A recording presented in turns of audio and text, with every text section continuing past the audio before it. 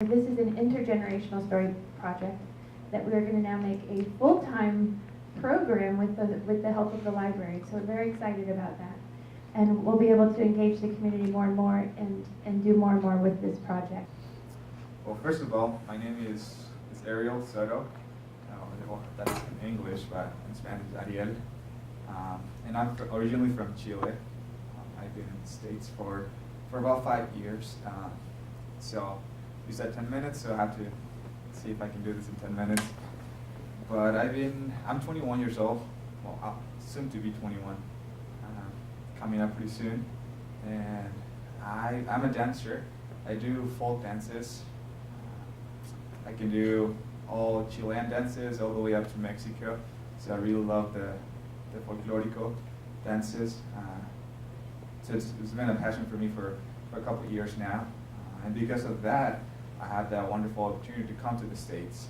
There was a show down in Utah that was related to Hispanic dances. So I did my audition through Facebook, and within a couple days I got a response, and I was in. And they just told me you can come to the country and we'll take care of you. So within a couple months I got prepared, and within 2 months I was in the United States. When I came, obviously I didn't know any English at all. I could say my name and that I like chicken, maybe my age and a couple colors, but that was it. And then I was able to be part of this show and to get to know a lot of people. And through the years, I went to high school and I was able to develop my English skills. And right now, I'm here in Pueblo, serving as a full-time missionary for the Church of Jesus Christ of Latter-day Saints. And we're going around sharing about Jesus Christ and how His gospel is on the earth and how we can be blessed and how that families can be together forever. So when I think about it, on my story, I came out here when I was 15, and you never think too much ahead. You can do plans and think, oh, okay, maybe in 2 years I'll be finishing high school and then go to college, but I never thought that much ahead. Now it's been almost 6 years since I came to the United States, and it's been a wonderful experience. I have my family with me, and it's only us four. I have a younger brother and my dad and mom. And it's really been a wonderful experience to do what I like, to be able to dance and not only show what I like to do, but rather a whole nation behind me. I had the opportunity to meet many people from many countries and get to know them a little bit more and how they show their love for their countries and where they're coming from. And even though I'm not from here, I do feel that little by little I've been becoming part of this nation, but at the same time I know where I'm from, and I know I have my roots. Obviously my skin color, it's pretty. I love it. I may have a little bit of an accent, but at least I have the chance to share who I am. And like I said at the beginning, my name is Ariel Soto, and this was my story. Thank you. Good morning. My name is Dora Castañeda. I came to the United States in the 1968. I was 18 years old, and my parents sent me because I am one of 12 siblings. I'm number 5, and of course there was poverty in my home. So my mother saw that she can send me to the United States to work.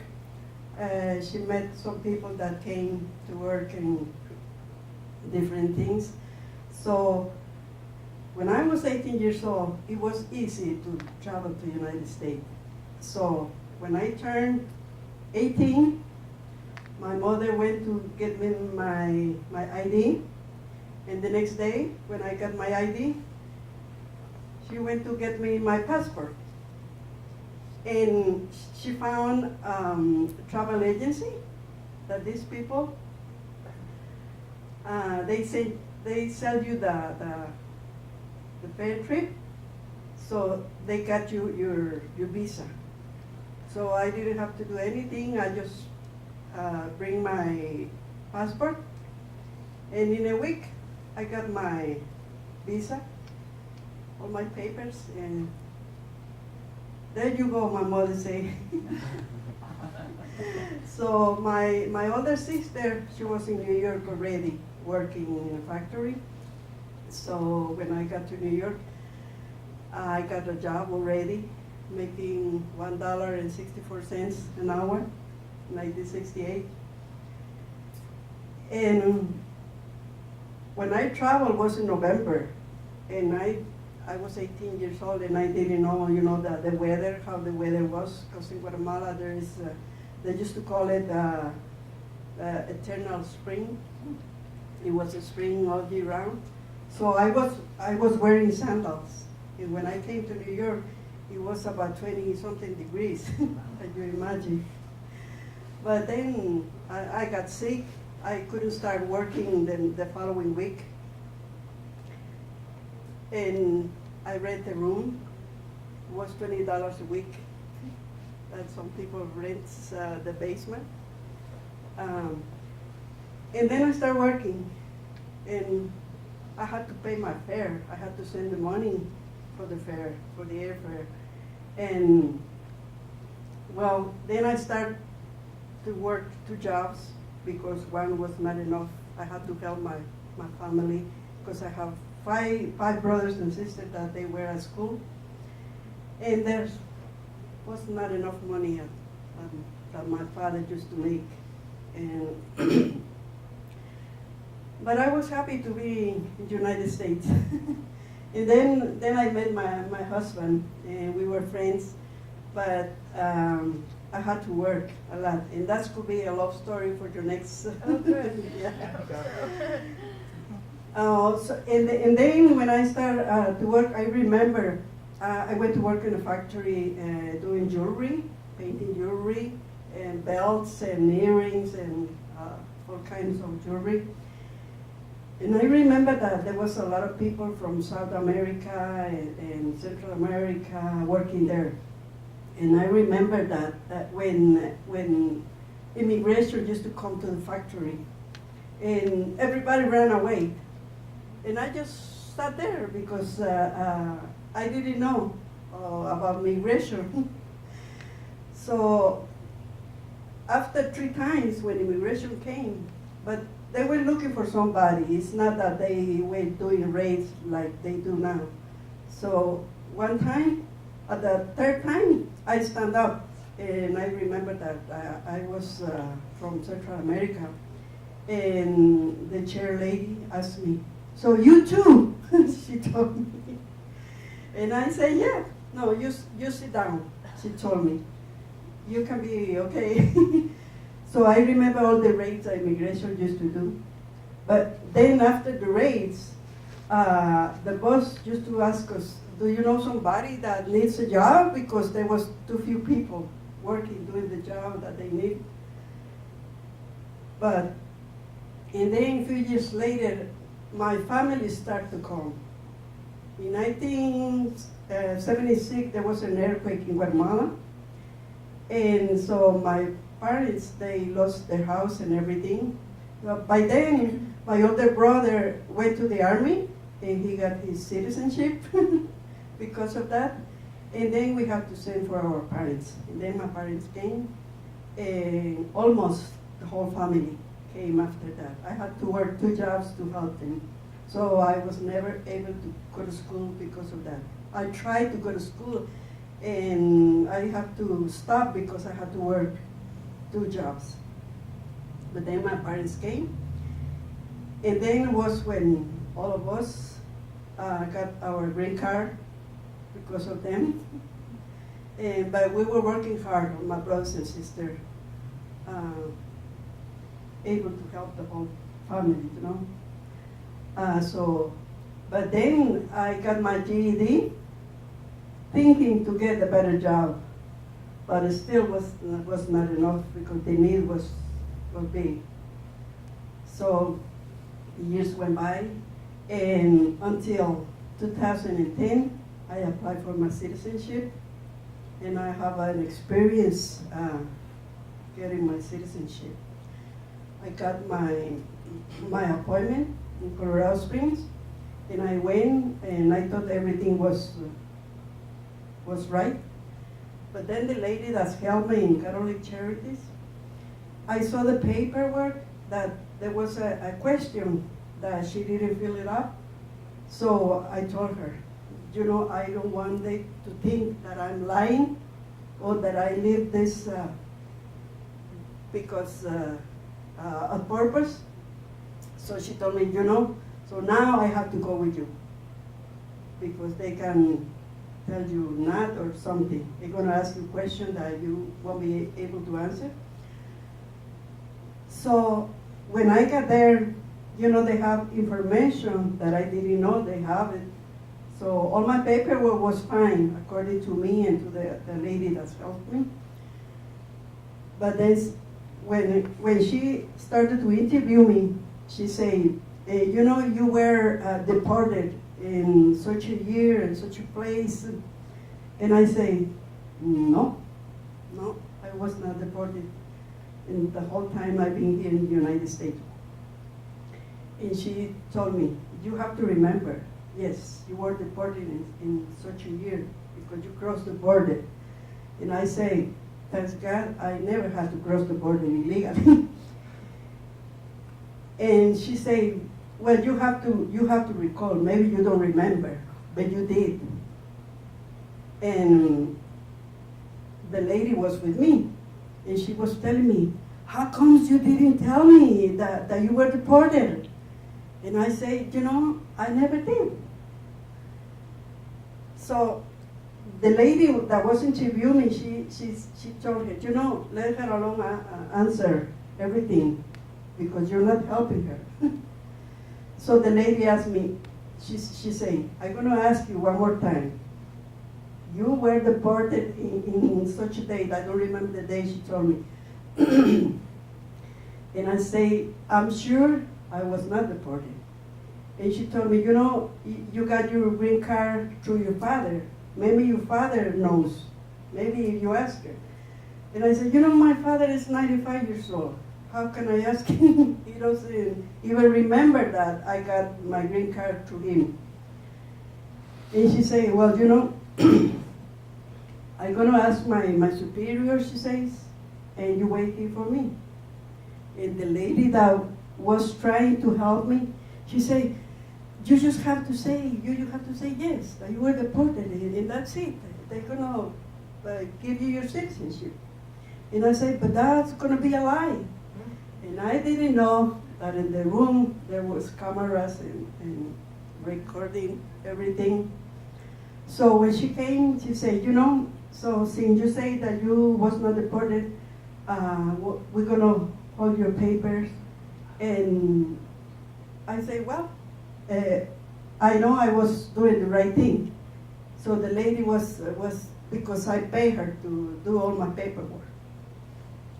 So I left the room, and I was telling my husband, you know, when you try to do everything right, and this comes out, and I asked him in front of her, you know, do you remember that I ever was deported from this country? And he said, no, not that I know. And so then I left crying. And I say, all the paperwork, all the time, and all the money that I spent in my citizenship. Well, I say, well, only God knows that I was telling the truth. So I went home. That was Tuesday. On Thursday, the lady that interviewed me, he calls me. And she says, Dora, I'm calling you to ask you, sorry, but we made a mistake in the paperwork. So you have your next appointment for such a date and for your swearing for your citizenship. And I say, thanks God. And you know, I love this country. We have two sons, only two sons. When we got married in New York, we moved to California, and we tried to raise them right.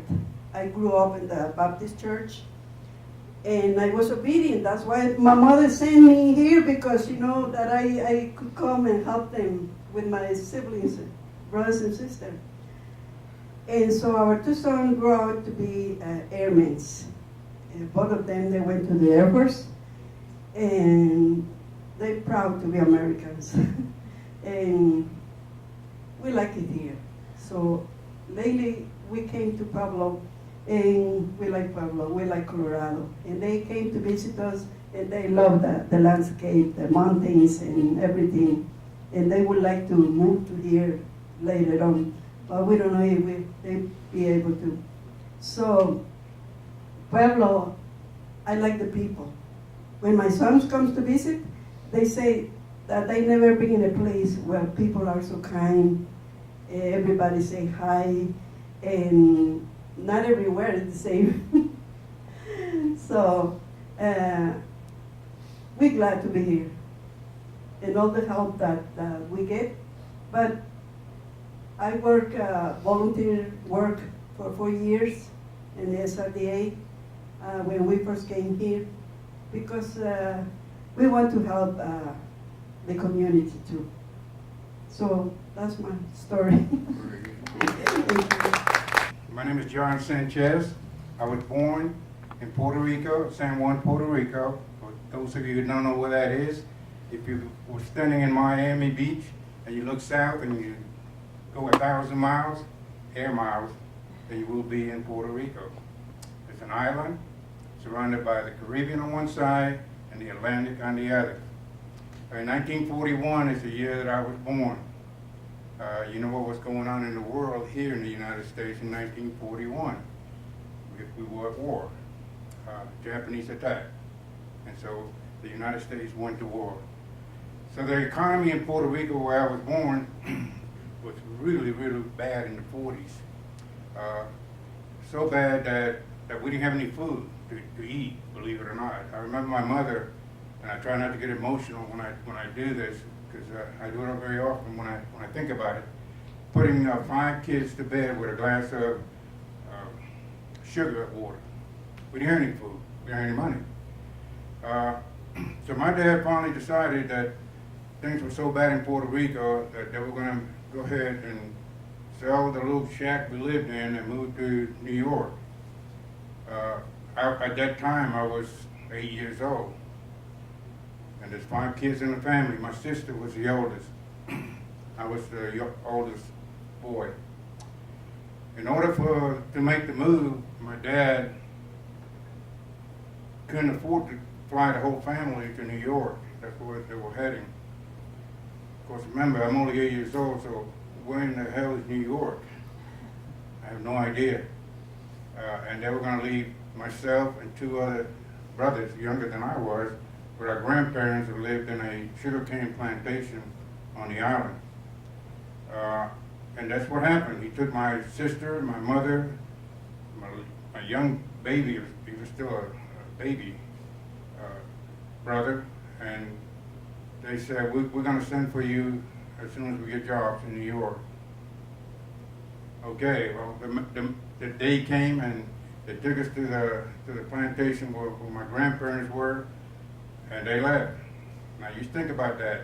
First time that your parents left you, and you don't know where they're going. They're going to some place called New York. Well, to an 8-year-old, that doesn't mean a whole lot.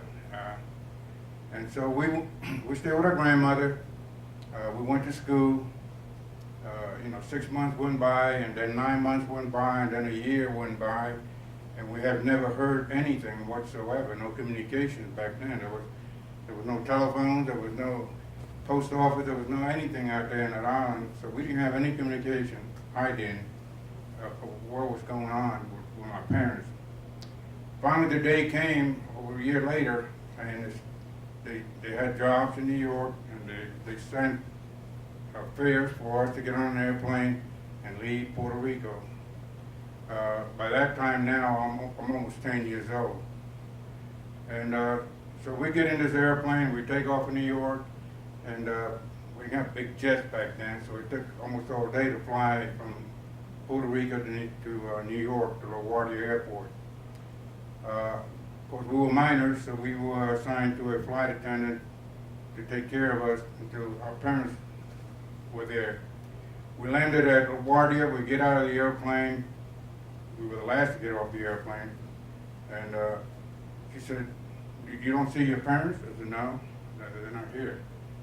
"Well, you sit right here, all three of you, and I gotta go back in the plane a minute. I'll be right back." And so she went, took off. About 10 minutes later, she came back and said, Where's your parents?" "They're not here." Well, now everybody is talking in English now, and I never heard English before in my life, so you need to put that into focus. Total new language. Don't know what's going on. People are talking to each other, and it sounds like Chinese to me. But anyway, she went back into the airplane again, said, "Don't move." And then finally my parents came down the hallway at LaGuardia Airport. They got lost in the train system and didn't know which stop to get off, but they finally figured it out and they were late to pick us up. So now we find our parents, we get together, and we moved to the apartment that they had rented in downtown New York City. And that was my life beginnings into the United States. And so from that point on, we started school, went to a class to learn to speak English, because I didn't know how to say hello. None of us did. But I was determined. I've been a determined person my entire life to learn to speak English. Of course, if you ask my wife, who's sitting right there, she tells you I'm still trying to learn. But I learned. And I learned so quickly, and not by having a teacher one-on-one try to teach me English. I learned by having a little book that said Dick and James. And so I read Dick and James, and with the picture stories, I put things together to learn to communicate.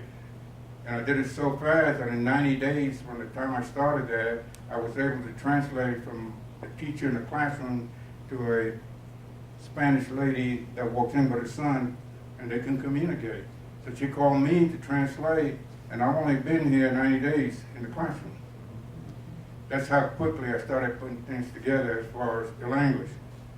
I still have problems with it. Obviously, if you were around my wife and myself at home, it's like I Love Lucy and Ricky Ricardo.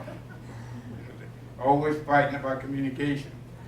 But anyway, I learned eventually, and I learned that, yeah, we had a pair of pants in this country, but in Puerto Rico we only had a pant. So why is it a pair? I don't know why it was a pair. That's what you guys call it. I call them, just pants. And then you're confusing me because you just told me that this fruit is a pear, and now you're telling me that those pants is a pear. So that's kind of hard. Then they said, "You want me to do what?" T-O. "Oh, no, I understand. Well, bring me two over here." "Well, now it's T-W-O. I said, "Why are you confusing me?" No, it's too many people. So now you got T-O-O. And think about that in trying to learn a language. So I put it together, I learned, and I started school in New York. And I was determined, like I said before, a very determined person, that I was going to learn. One way or the other, I was going to learn very quickly. And so you think from the time I was 10 years old, when I was doing this at school, and now I'm 18 years old later, and now I'm already graduated from high school. And not only that, but I went to a vocational school instead of a regular high school like you have today. Back in New York, they had vocational schools that you can also go to. So I took a vocational course in automotive. And I spent 3 years in automotive in the classroom, half a day automotive and half a day regular subjects, English, math, science, and arithmetic. So anyway, now that I'm learning all these things, I graduated from high school. What do I do with my life next? I had a plan already.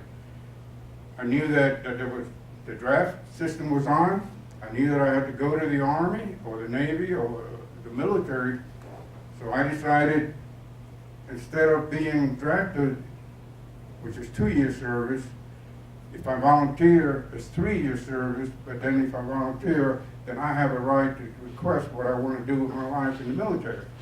So I signed up immediately, had to get drafted, and I knew that I was living in Coney Island at this point in New York, and Coney Island has a big park, museum park, and it had this big tower with parachutes on it. And so I jumped out of that tower several times as a young man, and I said, I want to go in the airborne. I want to be a paratrooper in the Army. So when I signed up to go to basic training, guess where they sent me? They sent me from Fort Dix, New Jersey to Georgia, Fort Benning, Georgia, and at Fort Benning, Georgia, there was an airborne division, luckily for me.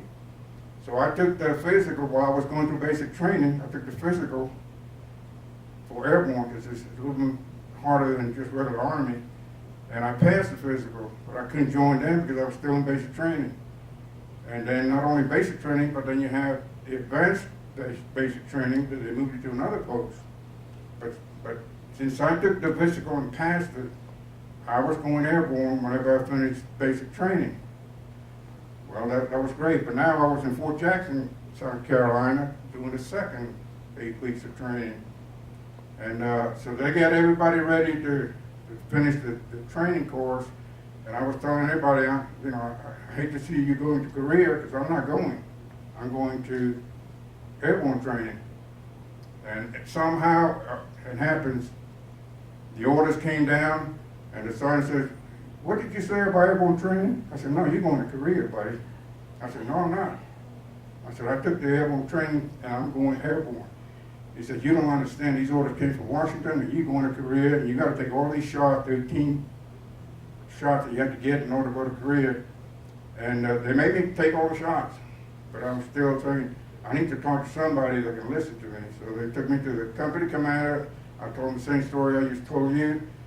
And he gets on the phone immediately, he calls Fort Benning, and he says, "This guy's telling me this." Yes, that's correct. He took the test, he's going airborne. I said, "Well, the orders are not, they're Korea." So anyway, make a long story short, they got another set of orders from Washington in time for the closing ceremonies, and I got on the bus and went to Fort Campbell, Kentucky, which was the 101st Airborne Division. And that's where I took my airborne training. So I didn't have to go to Korea like the rest of all the people I came with. We get into the airborne unit now, and there was 500 soldiers that started the class. 3 weeks later, when we graduated, there was 250 graduated. The rest of it couldn't make it physically.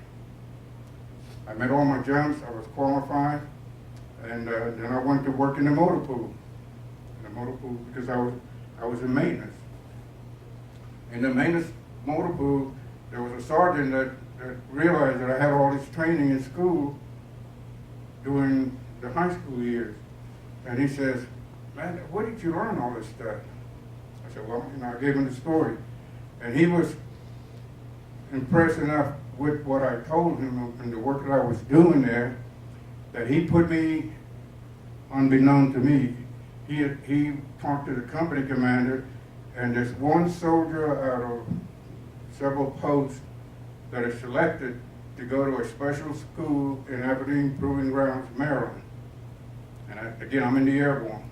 So they flew me to Aberdeen Proving Grounds, Maryland to go to a tank school because he wanted me to learn something about heavy-duty tanks. And so here I am now at a tank school in Maryland, which is a big proving ground. It's called Aberdeen Proving Ground. Everything in the military has to go through Aberdeen and be approved before they're assigned the purchase order to build that equipment for the military. So because I had all the training that I had and working in a motor pool, the course was a 14-week course working on tanks. And the first week, after you go through a whole week's training and physical training, they give you a test on Friday. And if you pass that test, then you don't have to do any extra duties like KP or guard duty or any of that because you made 100 on a test. So anybody got 100 on a test would not have to do any duty. Great. Guess what I got? 100. And guess what happened week 2, 3, 4, 5, 6, 7, 8, 9, 10, 11, 12, 13, 14. I got 100 on every one of the tests. And for that reason, I was the honor graduate, and they gave me, they sent this letter, and I'd like you to read it, to my parents, unknown to me. I didn't know, in fact, I didn't know about this letter for many years after. And would you read that letter? Sure. Dear Mr. and Mrs. Sanchez, it is my pleasure to inform you that your son, Private Juan Yes, John. Sanchez, has graduated as honor student of the automotive repair course here at U.S. Army Ordnance School. In awarding this honor to your son, his academic standing as well as his overall performance as a soldier was considered.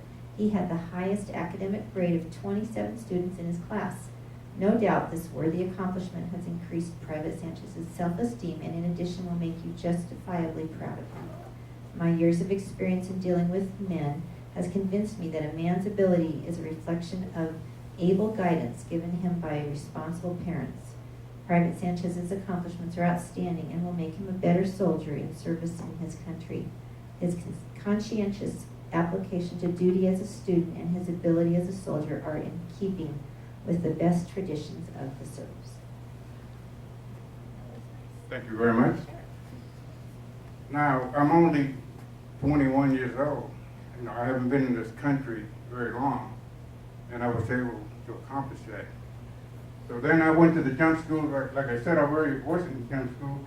In case you wonder what it's like, you pass this picture around, and you can see that was my first jump. First time I was going to get in an airplane and jump out of it.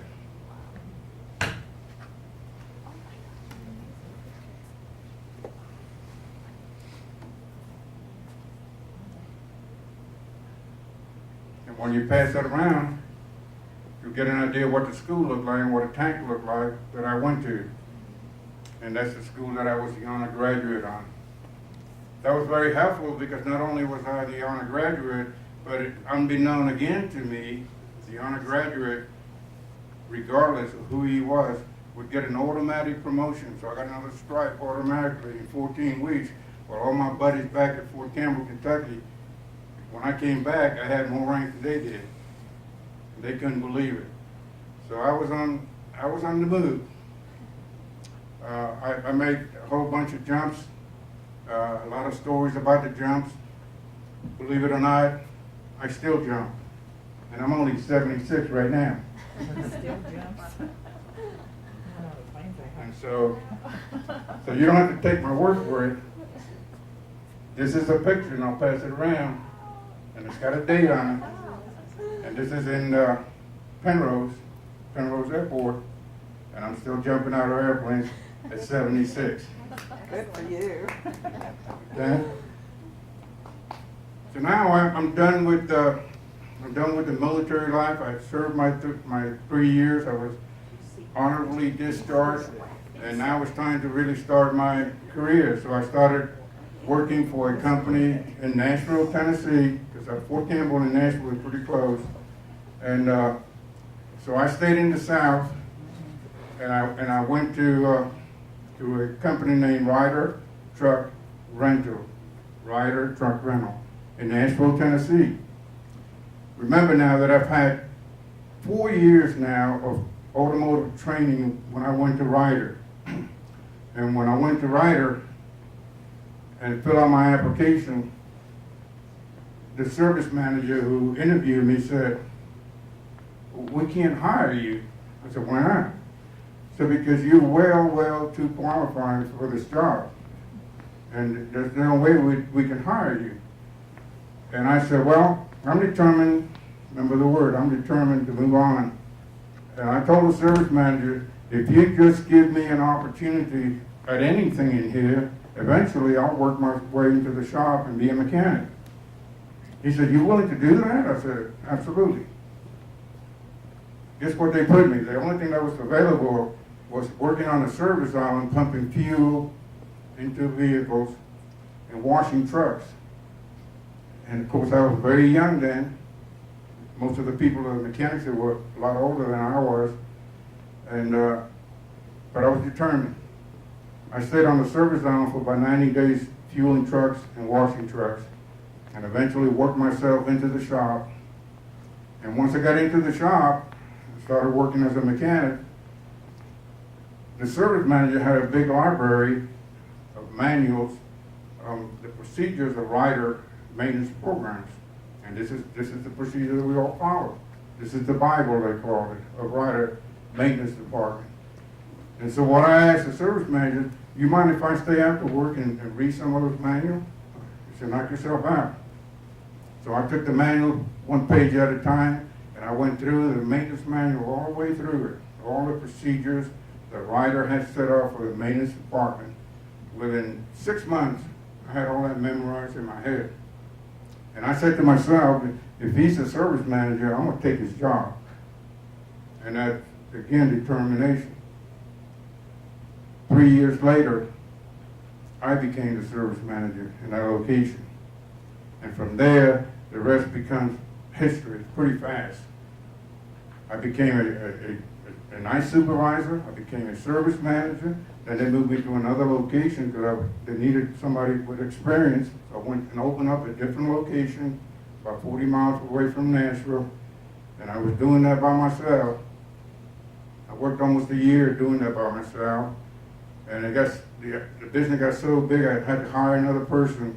And then the district manager in Nashville said, John, we got a problem in Murfreesboro, Tennessee. Would you consider going over there and figure out what the problem is? Because we're losing a lot of money. We're not making any money in that location because the maintenance costs are so high. So now I'm running 2 shops, 2 locations, and they're 50 miles apart. And so we're driving 50 miles every day. And finally they moved me to Murfreesboro, and that got bigger and bigger, and I did it exactly as I had learned it from the manuals. That's what that paid off. So I was running that location, and then now it's several years down the road, about 10 years with Ryder, and they said, we got a district in Birmingham, Alabama that's in trouble. And who do they call? They call John. So now I moved to Birmingham, Alabama. This is in 1972. There was a lot of civil problems in Alabama during 1972. You remember there was a church bombing, and little girls were killed, and here comes a Puerto Rican to run a location in Birmingham, Alabama. I went in there and I knew what their problems were already even before I got there, because we used to have trucks going through the locations, and I knew about it.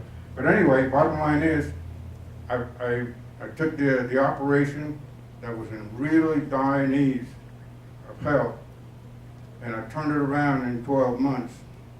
And not only did I turn it around in 12 months, but it became the #1 district in about 10 different districts in the South. And then what happens? 18 months later, from the time I got there, Chattanooga was in trouble. So they moved me to Chattanooga, Tennessee, for the same thing. Really bad situations. I turned them all around.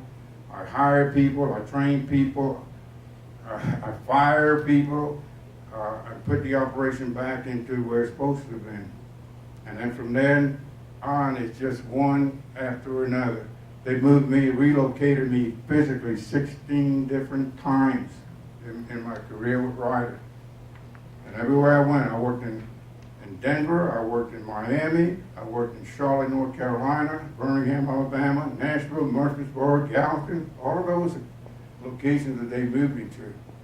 And every one of them was a success. From there, when I started a Ryder in a service island, was making $1.65 an hour. That's like $3,400 a year. When I left Ryder, I was making $75,000 a year plus $60,000 bonuses. became a director in the company. I went from the lowest level, every job in the maintenance department, and moved to the headquarters in Miami, and I was a director for Ryder Truck Rental. From there, they moved me to locations in Germany. I opened up the first Ryder location in Germany. I went to London, I worked in London and Manchester. I worked in Brazil. I worked in Mexico City. And the final job that I had to do at Ryder was, believe it or not, my final job was to go open up a location in Puerto Rico, the place where I was born. And that's where I retired from Ryder. Read what that says. And that's a picture of the people I hired and the building that we put together and all the equipment. And I left Ryder Truck Rental after 33 years of service, and opened up the first Ryder location in Puerto Rico, which is still there now. So determination and hard work is what I tell you that the people need to do. Make goals, follow the goals. Because once you get there, you can see there's a bigger world out there, and when you meet that goal, you move on. And along with all of that story, my beautiful wife has put up with it, and thank you. Now you forgot one major thing. One Major thing. What happened after you? What happened right after you made your jump? Which one? Jump Oh, this out. one here? Yeah. I'm a cancer survivor. I made that jump, and when I landed, I felt a little dizzy. I went to the doctor, and they didn't know what was wrong with me. I started with blood tests, and eventually I had cancer, lymphoma, and it was so bad it was stage 4 by the time I knew anything about it, so it was already inside my bone marrow. But thank God, they put me through all the chemotherapy, and I'm a survivor, and I'm determined to go on. Thank you.